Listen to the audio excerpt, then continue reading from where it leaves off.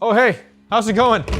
In today's video, I'm gonna be building this window flower box. As always, free plans in the description below. Go ahead and download those if you guys wanna build something like this yourselves. Before we get started, if you guys like this kind of stuff, you like these videos, please subscribe, hit the bell, hit the like button. It really helps the channel out. It allows me to make more videos just like this and put free plans out just like this more often. I've got a lot of new ideas and free plans coming your way, so stay tuned for that. Before we get started, just so you know, I have all of the tools and materials that I use in this video linked in the description below. So for this build, I'm using two 4/4, 10-foot long cedar boards.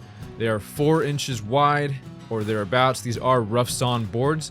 And the plan with this is to resaw them to 1/2-inch boards to make the carcass of this box. And then for the trim pieces, I'll be breaking those down. I have 1.5 by 1/4-inch strips, and then I'll be doing 1.5 by 3/4-inch strips for the top and bottom of the box trim pieces. This will all make sense the further along we get in the video. Again, you can reference those free plans while watching or while building your box so that everything makes sense. So I'm going to start with the sides and the bottom of the box. So I'm going to need 3 boards at 36 inches and 2 boards at 8 inches. And then I'm going to resaw these. So in total, I'll have 6 planks at 36 inches and 4 planks at 8 inches. This will make up the short sides, long sides, and the bottom of the box. I went ahead and cut any cracked or big knots out of these boards. Since I am going to be resawing these to pretty thin strips and planks, I didn't want any of them to be super weak by having a big knot in them or obviously large cracks. I was also paying close attention and trying to make sure that every board was cut to the exact same length. When making a box, we want these right angles to match up later on, so attention to details right now is going to really add up later.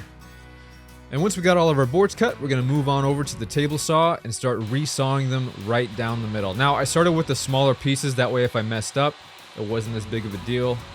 I didn't want to mess up on a larger board. I would have wasted a lot more wood that way. So the way I got it lined up and centered was I got a rough measurement with my tape measure first, as you saw, and then I just set the table saw to that measurement, put the board in, and then just kissed the blade with the board and adjusted it until I got something that I was happy with right in the middle. I don't have a bandsaw, so I was having to resaw my wood with my table saw. This does take a lot more material off, but again, this is what I had to work with. So it is very important when you are resawing with a table saw, or any saw for that matter, that your blade is perfectly straight. So getting that 90-degree angle right on at the beginning is very important. Also, little known fact, the harder you squint while lining up your blade, the straighter that blade will be. It's a little known fact, so you're welcome. Okay, moving on. So once I got the blade square, I was happy with where my fence was. I was cutting down the middle of the board. I started making very small passes lengthwise along this board to resaw it, and I mean small passes, only moving the blade up about 3 full turns at a time. And I also made sure that I put the same side of the board against the fence every time. Even though it may look like it's down the center of the board, you are going to be off just a fraction of an inch always. Nothing's perfect. So putting this on the same side over and over again is going to make sure that that line is straight up and down the board.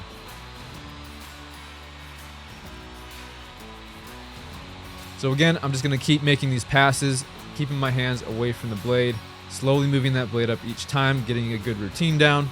Once I get to about halfway up the board, I'm going to drop that blade back down, flip the board over, again making sure that the same side is touching the fence, and then do the exact same thing on the other side, slowly moving that blade up as I make each individual pass. And as you can see here, I was trying to take too much off at one time, and I felt the board start to stop, so I immediately shut the saw off, dropped the blade down, and then made smaller passes from here on out. Now I don't want to saw all the way through the board. This can cause kickback or pinching of the blade. Once I get it to where there's just a little bit of the board left to saw, it's pretty easy and also very satisfying at this point to just peel that board apart. And now you have 2 equally sized resawn boards. The width of this rough sawn wood, like I said earlier, was 4/4, but the exact measurement was 1 1/8 of an inch, which worked out perfectly. I selected these boards because I knew I was going to resaw these back down to 1/2 of an inch, and that extra 1/8 of an inch accounted for the kerf in my blade that was going to be taken out when resawing these. So this resulted in perfect 1/2 inch size boards. Once I got that first 8-inch board done, I knew it was gonna work for the rest of them. So without moving my fence at all or making any other cuts here, I started resawing the rest of the board. So I had one more 8-inch piece to do, and then 3 of those 36-inch pieces to do. Whenever I resaw wood on a table saw, I like to practice the routine of it first and know exactly where all of my push sticks or the gripper is going to be. I also didn't have a good outfeed table set up yet. An outfeed setup is coming shortly, so I just used a folding table for right now, just so when I pushed the wood through, it wouldn't fall to the floor and it just sped it up. I didn't have to walk around or reach too far over the table saw. You never want to reach over the blade. If you see here, I'm using my left hand and always reaching around the blade, never leaning over the top of it. Those are looking real nice. All right, so 1 down and 3 to go. Not really sure what I was trying to tell the camera there. Anyways, all right, 2 more boards to go here. I know that for sure. So we're gonna do the exact same thing we've been doing, get these last 2 resawn, and by the end we'll have 6 36-inch boards and 4 8-inch boards. Now, since these were rough sawn boards, they're a little bit wider than 4 inches. I'm gonna need them all down to 4 inches, so we're gonna have to cut them down on the table saw. But before that, I'm gonna take them over and sand down all of those little center pieces that are left over from the resawing process. I just use 80 grit sandpaper, and since cedar is a fairly soft wood, this did not take long at all. And while I did the side with the strip that was left from the table saw, I just flipped it over, did the other side too. If you have a planer, this is definitely going to speed up the process. At the time of this video, I was still working on that. However, I do have a little surprise for you guys in the next video. Super excited to share that. If you want to speed this up a little bit, you can grab a chisel and be careful not to chunk it out like I did here. But we're just gonna, chop it out, give it a little sanding, cover it up. It'll be fine. Once I was done sanding, I took all of them over to the table saw and made sure to cut them right at 4 inches. So now we have all of our boards exactly at 4 inches. The planks for the bottom of the box are actually going to need to be cut at 35 inches to account for the 2 sides at a 1/2 inch that equals 1 inch. So the bottom panels will have to be shorter than the side panels. However, I did want to leave them long because I always like to cut these last after the outside of the box is put together. This ensures that I get a really nice tight fit. But since these are resawn boards, you can actually do a little bit of grain matching with this. So playing around with it here, I just tried to find the right orientation and figure out which side was going to be inside and outside and which one was going to look the best. Another little note here is I wanted the nails to go into the sides of the planks instead of coming up from the bottom. Since this is a flower box, there will be a lot of dirt and water in it, obviously, all the time. So pushing down on that bottom panel, I wanted the nails to work with me and not have the chance of being pulled out the bottom. I am using Titebond 3 glue to put this whole thing together, and that is waterproof and way stronger than the nails, but I wanted everything possible to be working for me to make sure this box lasted a long time. So as you can see here, I'm cutting some inside corner supports for the inside of the box to make it a lot stronger. Since the height of the box is 8 inches, I cut these at 7.5 to leave a 1/2 inch at the bottom for the bottom panels of the box. However, if I was to make this again, I'd probably cut them down to more like 6 inches.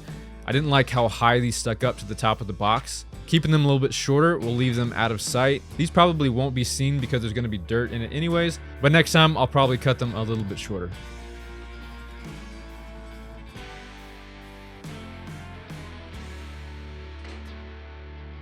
And now we're just going to use some 1-inch brad nails and some Titebond 3 wood glue, and we're going to pay close attention and make sure that they are flush up against the sides of the box and that there is a good 1/2 inch at the bottom, leaving room for those bottom panels.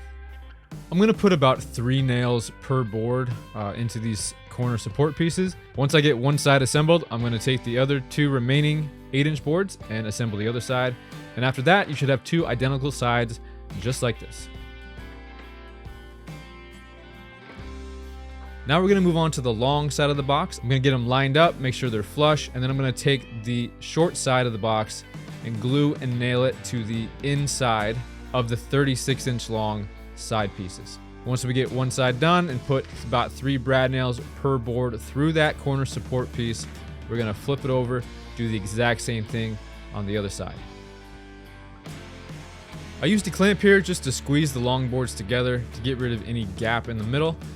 This just helped me get everything nice and tight, lined up, flush, making it look nice and pretty. Because if we're building something, why would we do it if we're not gonna make it look pretty, right? At least that's what I think. With 3 sides put together, we're gonna flip it over, and I'm just gonna run some 1-inch brad nails through this side of the box. These corners are gonna be completely covered up with trim pieces, so I'm not too worried about there being a bunch of nail holes. Once that side's all fastened up, we're gonna flip it over, and you guessed it, we're gonna put the remaining 2 36-inch long, well, I guess there's still 4 left, but 2 of those are gonna be cut to 35 inches. So just take 2 of your 36-inch long side pieces, and we're gonna attach them exactly like we attached them to the other side. Use plenty of wood glue, add a few nails, be careful not to shoot the nails out the side of the box, and then we're gonna move on to the bottom panels. Like I said earlier, I left these long intentionally so that once the sides of the box were assembled, we could get an exact measurement and get some nice snug fitting boards on the bottom.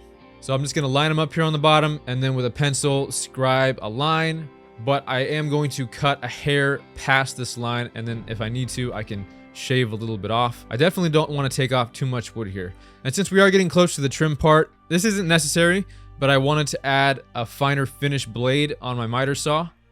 I'm also going to add one to my table saw later when I cut some of the miters for the corner trim pieces. But this is just a 12-inch 60-tooth fine finish blade, and this is going to get a lot cleaner cuts, especially, like I said, since we're moving closer to cutting the trim for the box. This is going to reduce the chance for tear out and just get a lot cleaner edges. With the new blade installed, I'm going to take the 2 bottom planks, cut them to my line. I cut them a little bit long, so I took them back over, just shaved a little bit off, and got a nice snug fit with them. Be careful and make sure that your nail gun's centered and you're not shooting the nails out the sides of the boards.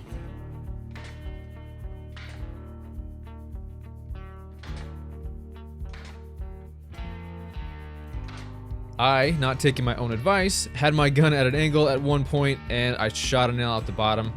If this does happen, no problem. Just take a nail punch, tap it out gently, take some pliers, pull it out, and it's as good as new.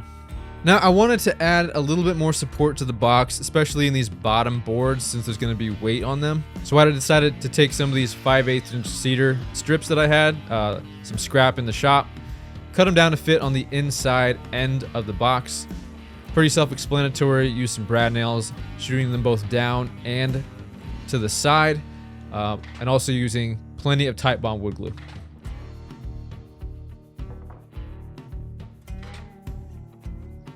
Now you can actually wait to do this step at the end of the build, but since I had scrap laying around, I wanted to make some side and middle bottom support pieces for this. You can just use the cedar scrap from this build actually for this part. So don't feel like you have to do it right now in the middle. You can save this step for the end. But I'm just gonna cut 3 pieces here, 1 for the bottom and 2 for the sides. This is gonna make sure that those side panels don't bow away from each other. Just gonna add some wood glue, add some nails. I added a little bevel just for decorative purposes. This was a little bit bulky. I'll probably try to make this a little bit different next time. But again, this is gonna be completely covered with dirt, so I'm not too worried about it. All right, so moving on. We have now made it to the part in the video where we're going to put the trim on the box. Now, this did take a little bit of figuring for me, so I cut some scrap, played around with some different angles, and figured out what I needed to do. So first, I'm gonna strategically cut the pieces for my trim out of this 4/4 board, avoiding the knots. I am gonna cut them a few inches long, so probably around 38 to 39 inches, since I know my box is at 36 inches, because the miter trim is gonna need to stick out past the box, so I wanna have plenty of wiggle room in case I mess up, have tear out, you name it. Problems happen, so just give yourself some extra room on these pieces. We're gonna cut our board down, swap our saw blade out. I'm using a 10-inch 60-tooth fine finish saw blade for my table saw. And of course, it would not be a complete blade swap if you didn't drop your tools way down into your table saw. When I watched this back, it looks like I intentionally dropped it down there, but being completely honest with you guys, this was an accident. Last time it was the nut, this time it was the wrench. And who knows what I'm gonna drop down there next time. Then we're gonna rip our board down at 1.5 inches. This is gonna be how wide our trim piece is. And then we're going to resaw that 1.5 inch strip to 1/4 inch thick. Hopefully that all makes sense. Again, plans in the description. If you guys want to see the actual plans of this, I have it all down there.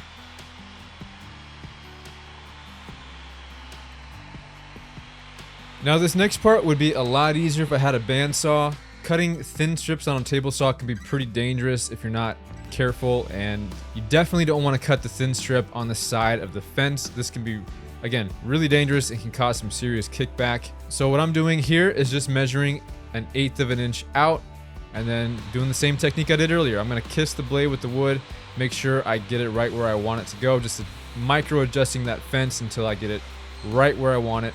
And then I'm going to cut the thin strip on the outside of the board. I know there's some jigs you can get, either buy or make yourself, so that you don't have to adjust the fence and do this every time you want to cut a thin strip. I didn't have any of those available and I was on a bit of a time crunch, so I was okay with doing it this way, just making sure that I cut that thin strip on the outside of the blade, not the fence side of the blade. Take it nice and slow here, let the blade do the work. If you overload the blade, that can cause some wood chatter. And don't stand directly behind the blade, just in case there is some kickback. You want that board to fly past you and not into you. And once I've got my 1.5 by 1/4 inch thick trim pieces cut, I'm going to start measuring and cutting the mitered angles for the long sides of the box first. So I'm going to need one for the bottom, one for the top. I'm going to get my exact measurement. And I know these trim pieces are 1/4 inch thick on all 3 sides of the box, so they're going to need to stick out from the box on each side to match up with the side trim 1/4 of an inch.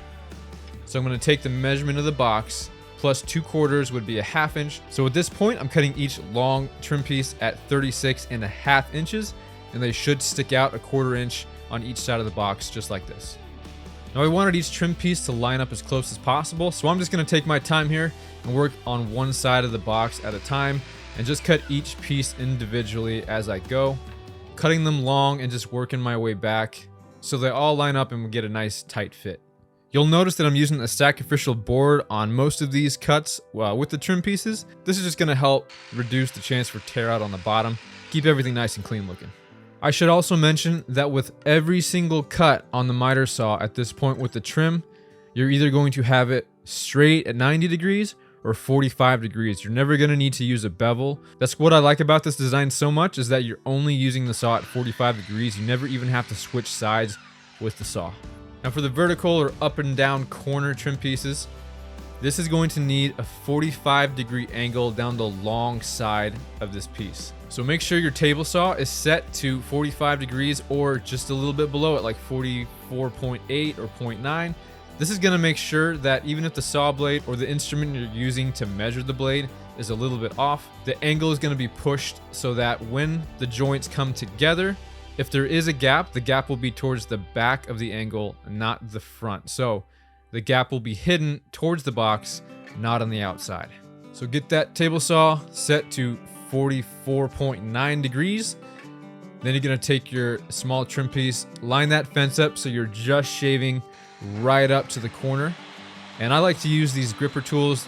They really are finger and hand savers, and they make your cut so much more accurate. We're just going to run these through the table saw, both on the long side, and then we're going to test the fit to see how they come together.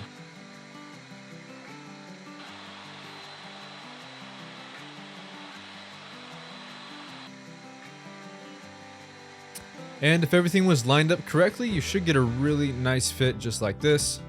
We're going to take it over to the box and see how it lines up there. Make any adjustments if we need to.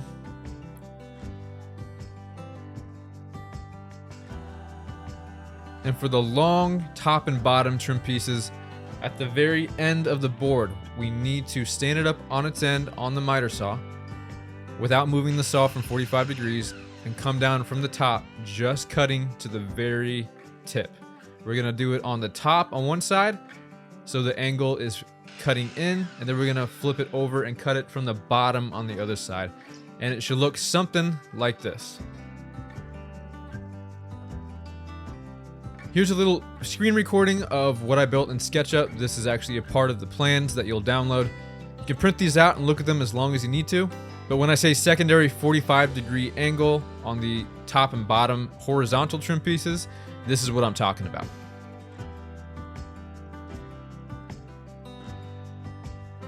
And we're just gonna work our way around the box now, cutting each mitered piece. You're gonna need to do the same thing for the top and bottom trim pieces on the side of the box. They're gonna need that secondary 45-degree cut coming to a point.